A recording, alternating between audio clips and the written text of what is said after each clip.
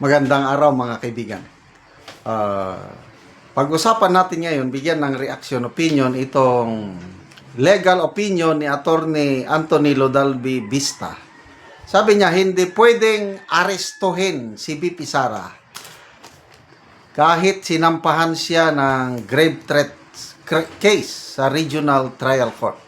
So anong dahilan? Bakit hindi pwedeng arestuhin? Yan, may legal grounds. Update lang po sa ating fund drive for the brave 14 plus 3 Marines. Salamat sa mga tulong ninyo. Kahapon, nakapagpadala tayo ng 160,000 sa kanila. Naunang naipadala is 470,000. Kaya all in all, meron na tayong 630,000 na naitulong sa brave 14 plus 3 Marines. Sa mga gusto pang tumulong, ito po yung ating number, yung GCash number, 0966-265-8480. Ang pangalan niya is Ivan Henry Sibug. Okay. Ito, ano ang dahilan? Bakit hindi pwedeng arestuhin si BP Sara? Yan po yung caption. BP Sara cannot be arrested. Kasi ako, medyo kinakabahan ako eh. Biruin mo yan, Vice President, i-issuehan ng warrant of arrest. Mamaya, dadalhin sa pulis, magmamagsyat. Hindi pwede yun. Parang, sobra na yun.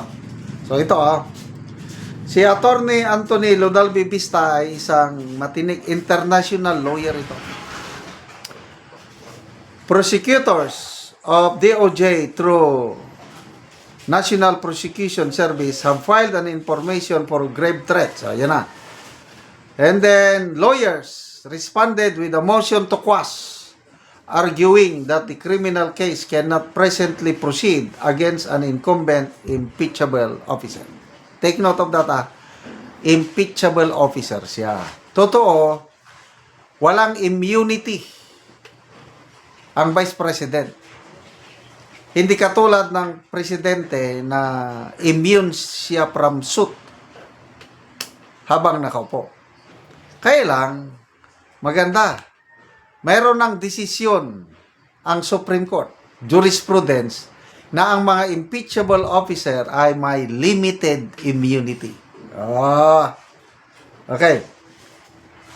What the Constitution says, Article 11, Section 2, expressly includes the Vice President among the officers who may be removed through impeachment and conviction. Article 11, Section 3 gives the House the exclusive power to initiate. So, tungkol sa impeachment ito, kaya ongoing yung kanyang impeachment trial. The Supreme Court has already spoken. The most directly relevant authority today is Duterte versus House of Representatives. July 25, 2025, Sara Duterte's own case. The Supreme Court, yung pagbasura ba ng pagbasura ng Supreme Court yung impeachment case ni BP Sara last year.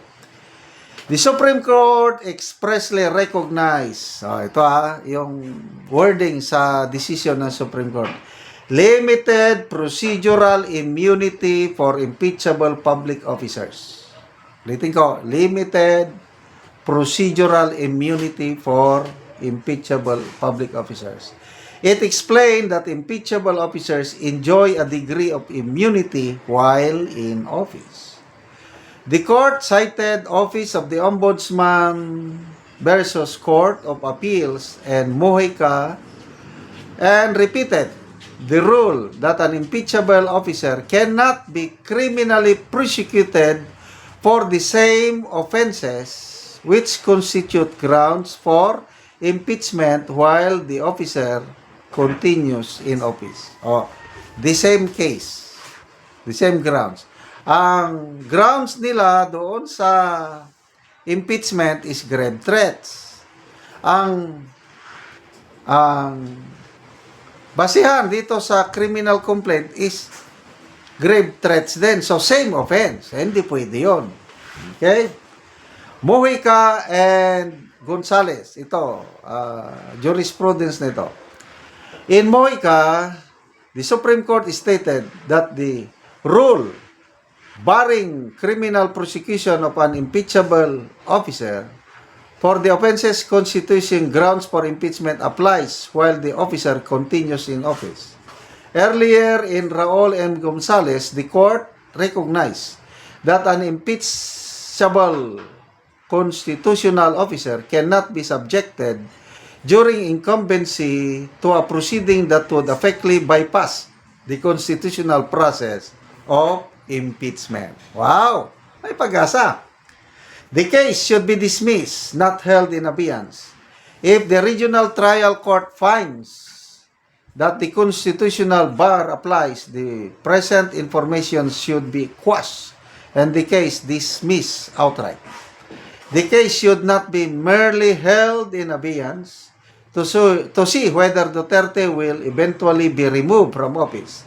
If the court has no present authority to proceed against her because of her constitutional status, the present information should not simply remain dormant on the court docket. The court must resolve the motion to quash on its merits. If the constitutional protection applies, the court should quash the information and dismiss the present case. Wow! Last explanation, impeachment comes first. Sara Duterte is the incumbent vice president and an impeachable officer under the Constitution.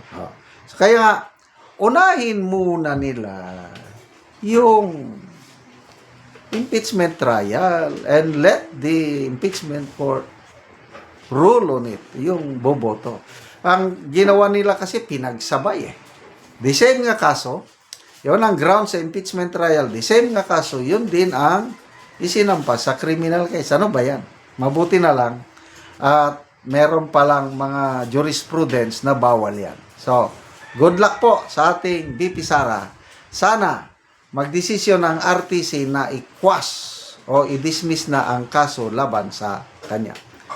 Salamat mga kaibigan sa inyong pagsubaybay sa channel nito. Nakakatulong kayo ng malaki sa tribong talandig ng Bukidnon dahil ang income natin sa channel nito is pantulong po sa tribo. Namimigay tayo ng libreng yero at pako para makapagpatayo sila ng mas maayos na tirahan. Panoorin nyo ang video na ito. Karon na anak ko diri sa patindog nga balay ni Kuya Algin Hanyagan. Sumuna ni ang gipatindog nga balay sa barangay Masimag. Sumuna ni ang iyang pag-atupan karon. Sumuna ni ang yero nga gitabang sa iyaha nga iyang makaatop karon.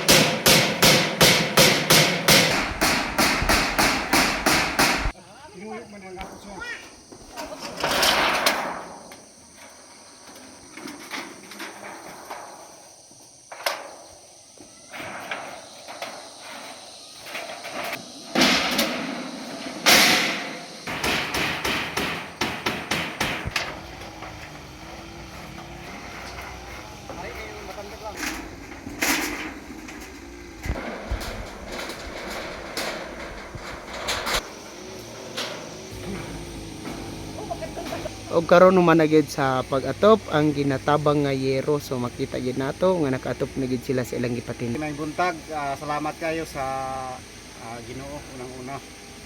Kay siya ang naghatag sa tanang butang. Salamat kayo Dios sa imong gihatag nga kuan tao nga imong gipialan para makatabang sa mga pagpatindog sa among mga balay. Tagaan mi og napulo kasi. Salamat guys sa nag-donate and more power. And God bless katabangan kay dagan pananginan lang. So dinhi lang Hanyagan family. Salamat kayo Kuya. pa ko'y mga isuon gani nga kapaginalan og sinjapon para makapatindog og balay. Salamat kayo. Yung hilang, daghang salamat.